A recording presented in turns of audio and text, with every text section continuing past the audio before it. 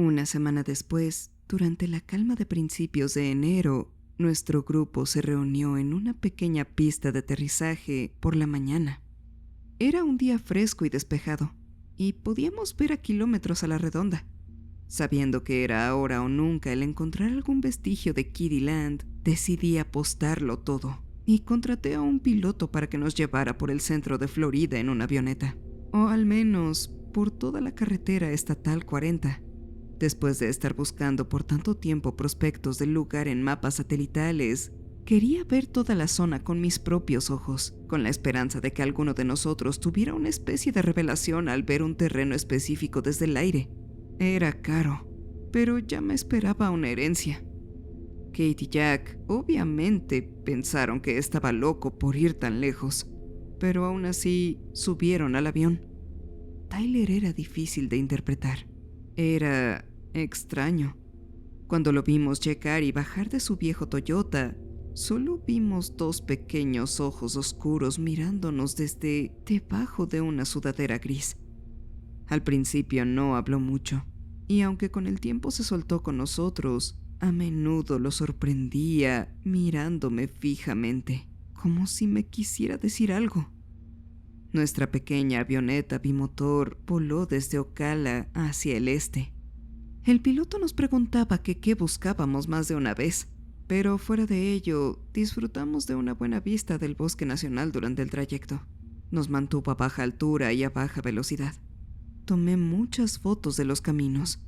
Todos manteníamos la vista fija en el paisaje, especialmente Tyler.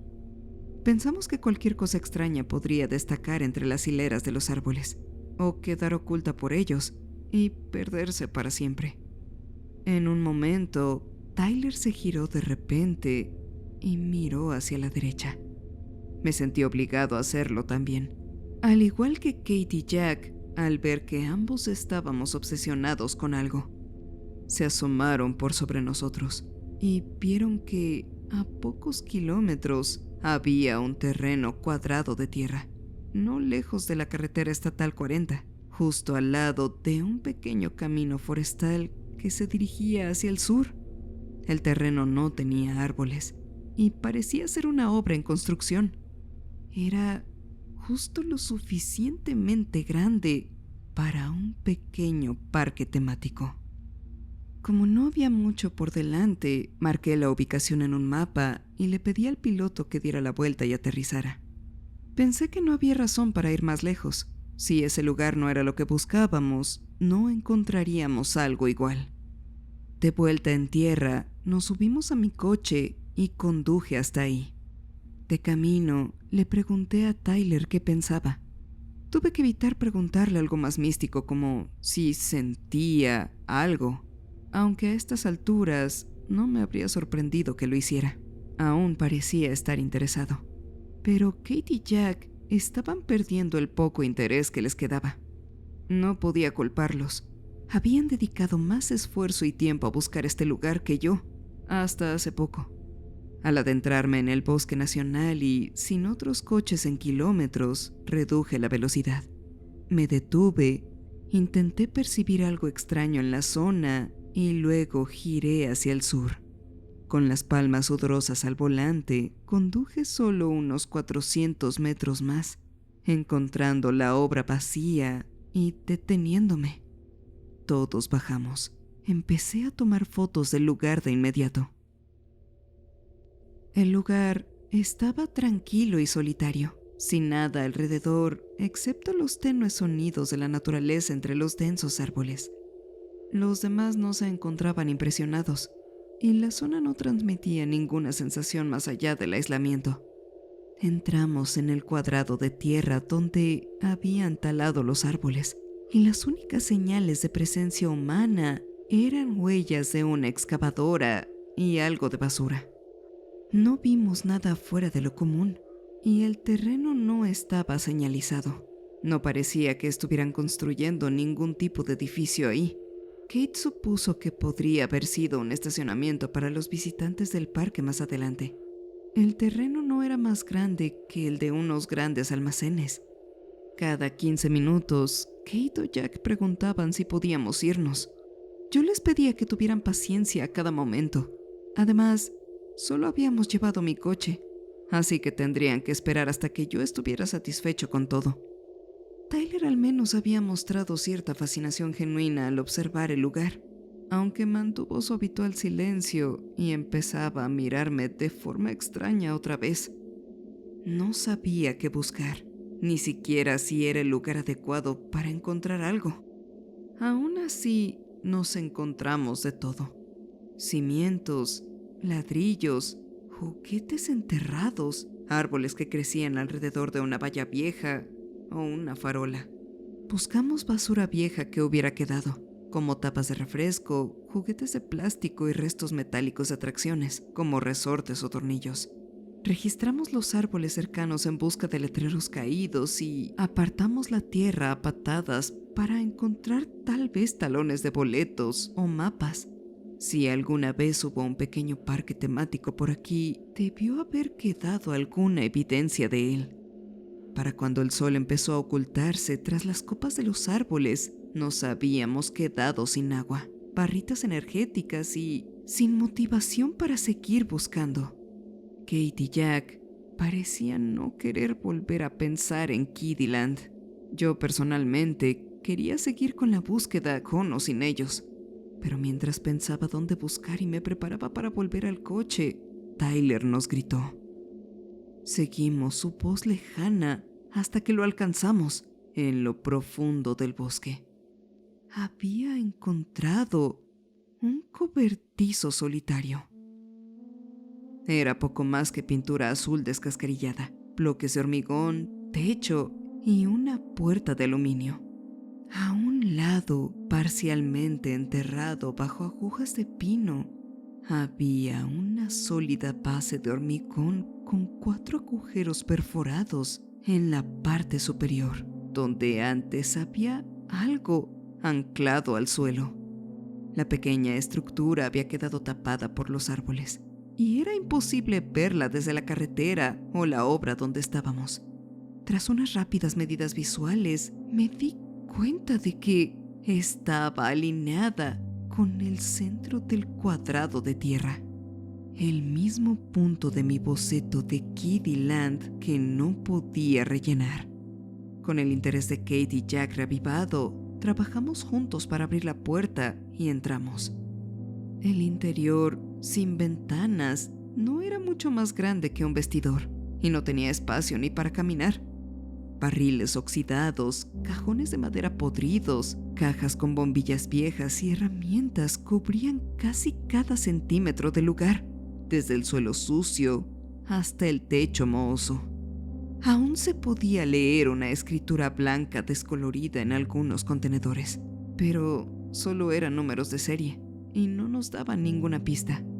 Había una lámpara fundida hacía mucho tiempo, pero algo más seguía funcionando silenciosamente en el cobertizo.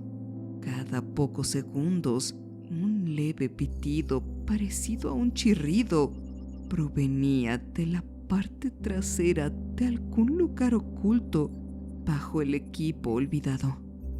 Kate nunca había oído un sonido parecido, pero supuso que probablemente se trataba de un simple transpondedor de radio. La información aún podía estar transmitiéndose a una corporación o agencia gubernamental sospechosa. Con la fuerza inexplicable que nos había impulsado a 4 chicos de Florida a llegar hasta un cobertizo extraño en un bosque, nos esforzamos por vaciarlo y encontrar la fuente del pitido.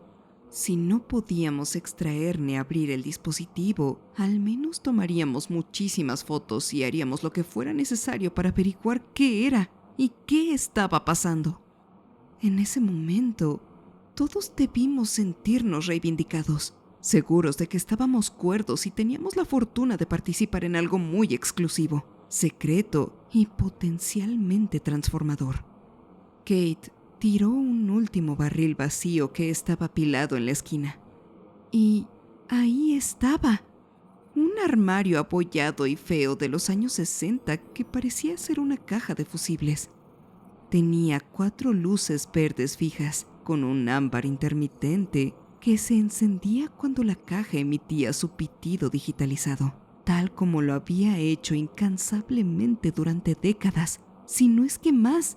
El candado estaba muy dañado y marrón por el óxido. Después de esperar un momento para tomar algunas fotos y preguntarle a Kate si creía que era seguro forzarlo, tomé uno de los viejos martillos cercanos y lo golpeé. El candado se rompió bajo una nube de polvo de hierro y la puerta del compartimento se abrió con un crujido. Todos nos apretujamos para echar un buen vistazo. Dentro había un extraño conjunto de diales análogos, interruptores, puntos brillantes, condensadores y lo que más destacaba, un pequeño monitor de computadora con colores verde. Medía tan solo unos 13 centímetros. Estaba empotrado en la pared de cemento que tenía detrás y, aparentemente, no tenía entradas que llevaran a algo más. La información que alguna vez almacenó había desaparecido, pero tanto él y la computadora a la que estaba conectado seguían funcionando. Un único cursor de texto parpadeante seguía esperando una orden. Sentí que ya habíamos visto más que suficiente, y mi instinto me decía que era hora de irnos, que no debíamos haber venido.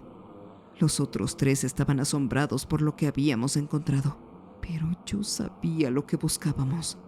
Fuera lo que fuera, estaba en los cimientos de afuera, y que esta especie de fortaleza era apenas la punta del iceberg de lo que ocurría aquí. A medida que mi deseo, mi necesidad de simplemente ir a casa crecía, salí a buscar un cable o alguna pista sobre cómo funcionaba la electricidad en este cobertizo. Los demás estaban demasiado fascinados con la tecnología anticuada que había dentro.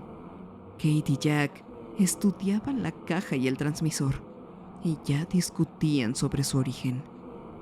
No podía explicarlo, pero empezaba a sentir un miedo profundo y primario, similar al que experimenté momentos antes del accidente.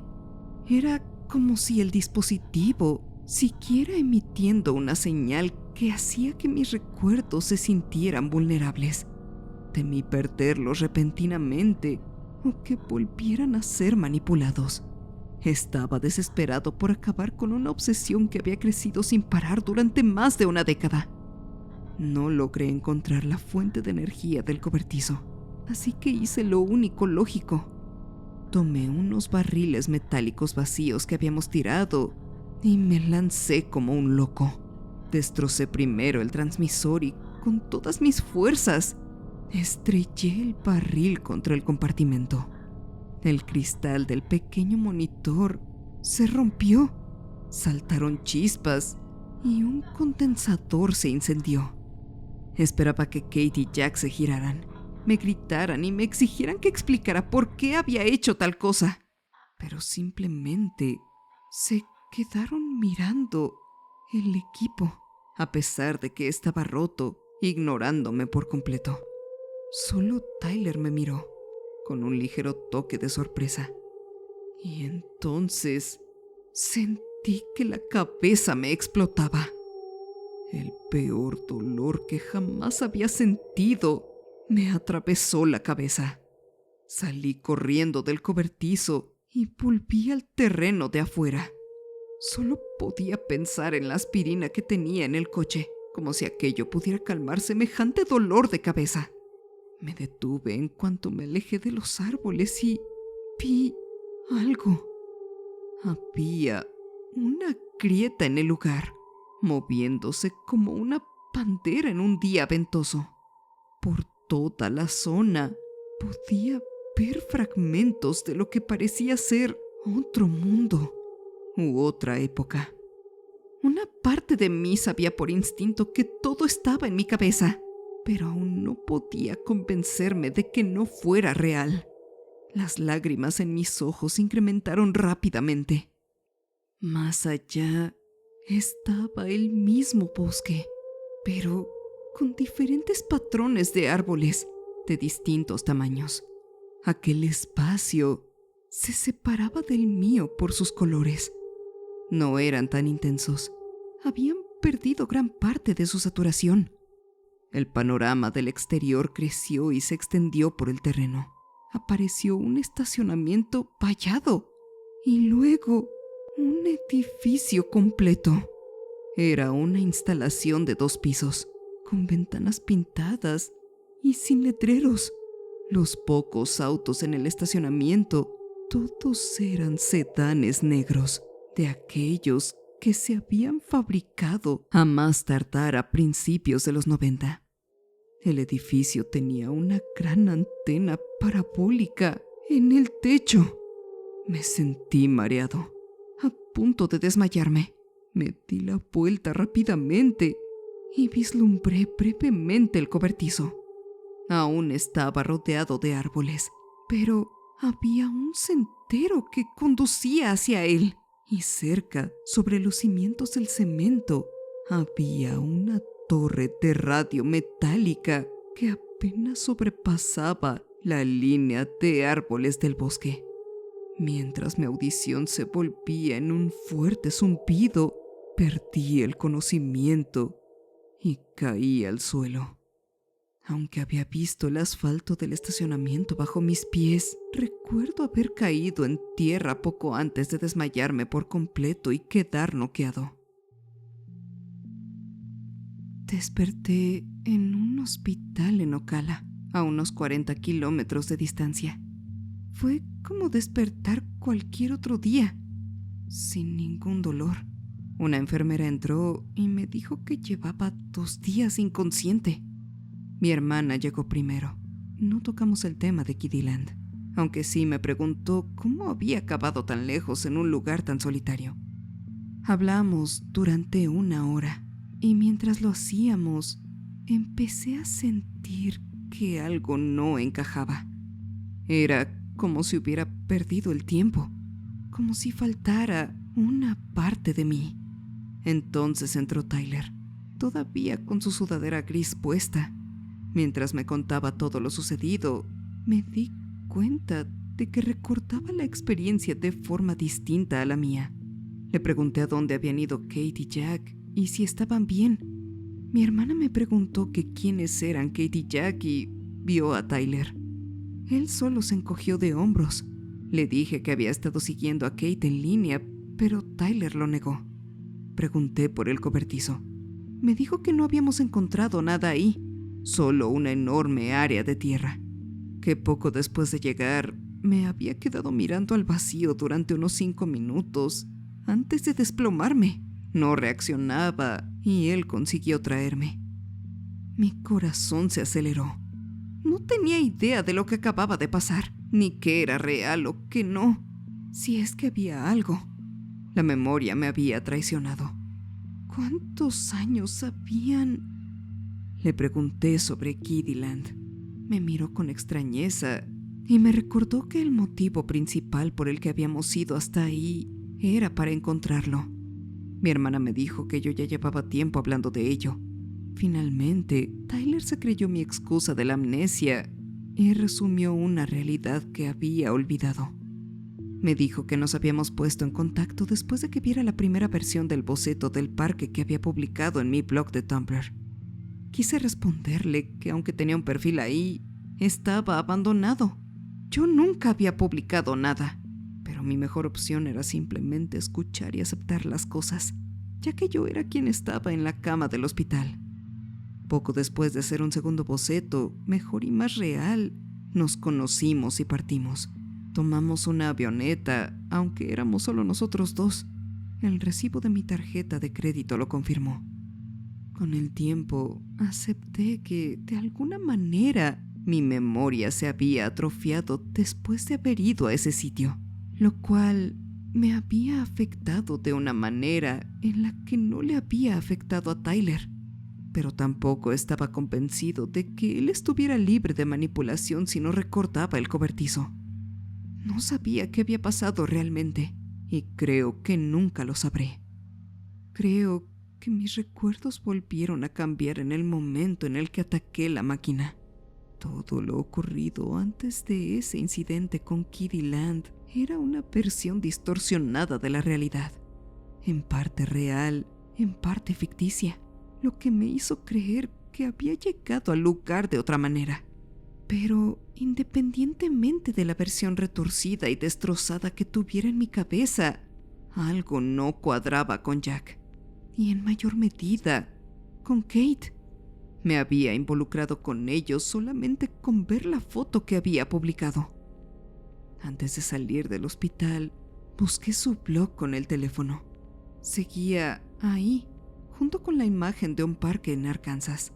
Sabía que Jack también existía, solo que nunca había hablado con él ni contactado con Kate. Entonces le enseñé su página a Tyler. Al principio, pareció un poco perplejo al verme preocupado por alguien que ni siquiera estaba involucrado en nuestra historia. Luego me preguntó por qué nunca me había puesto en contacto con ella. Al salir, mi mente estaba ocupada tratando de descifrar lo que realmente pudo haber pasado y lo que se tradujo en una realidad sutilmente alterada que me ayudó a guiarme hacia lo que podría ser una gran profecía existencial. Tal vez un tercero invisible me había llevado a ese cobertizo. Sin mis recuerdos totalmente intactos, es imposible explicarlo todo. Antes de separarme de Tyler, nos quedamos hablando solos mientras mi hermana se sentaba en mi coche y me esperaba al volante. Compartió algo que hizo que todo sobre Kiddieland fuera aún más confuso y amenazante. Me miró como antes porque dijo que me recordaba de un sueño. Decía que mientras todo ardía alrededor, yo estaba en el centro del parque, sonriendo. Pero ya no era el niño de 6 años. Era un adulto igual que ahora. Él había crecido preguntándose quién era ese hombre, y verme en persona solo le despertó más preguntas. Al principio no supe qué decir. Para entonces, estaba sobrecargado de información. Al final, solo le pregunté si creía que yo había destruido el parque. Me dijo que no. Siempre tuvo la impresión de que yo lo había creado, pero que al mismo tiempo yo estaba feliz de verlo arder hasta los cimientos. Sin embargo, después de escuchar mi descripción anterior sobre cosas que nunca pasaron, ahora desconfiaba de su propio pasado y me dijo que no le diera demasiadas vueltas. Pero al final no pude evitarlo. Regresé al lugar días después de volver a casa, solo. No había cobertizo ni base de la torre y el terreno donde habían estado estaba destrozado. Solo pude deducir que algo había sido removido recientemente. Después de eso, todo volvió a la normalidad. Trabajé, dormí, comí y vagué por internet. Nunca tuve recuerdos tan vívidos del parque, diseñado para niños que necesitaban un buen recuerdo de la infancia. Solo podía recordar las imágenes que se desvanecían lentamente y que volvían a mí a los 16 años. Hace unos años, saqué de nuevo los viejos álbumes de fotos familiares y los revisé. Miré 2 veces una que otra imagen y volví la página al darme cuenta de que había visto algo extraño en el fondo. Debía de tener 5 años cuando se tomó. Estaba en la alfombra, en pijama y sonriendo. Habían usado el flash, así que, aunque yo estaba iluminado, todo lo demás estaba prácticamente a oscuras. Pero los bloques de Lego de plástico que había detrás de mí reflejaban suficiente luz como para que se vieran, al menos parcialmente. Un tiempo antes de ese viaje de fin de semana, había hecho una puerta con bloques de diferentes colores, con espacio para el resto de un parque de atracciones en la placa de construcción verde que había detrás. Garabateado desordenadamente con rotulador en un papel pegado al letrero, estaba la frase Kiddieland. Tras varias semanas preguntándome y preocupándome por el significado de todo aquello, Pensé en los amigos que alguna vez creí haber hecho. Quizás en esta realidad aún no se habían cansado de buscar. Aparte de los bocetos y mi inexplicable foto del Lego, no tenía más fotos que compartir, ya que no había tomado más, pero tuve la historia más increíble de mi vida. Y eso me dio un mejor lugar para comenzar que la última vez. Verifiqué que el blog de fotos de Kate aún estuviera activo, y luego le envié un mapa de un pintoresco parque de diversiones de Florida. Decidí que finalmente había llegado el momento de contribuir en algo. Ah, y una última cosa. Ahora es un estacionamiento.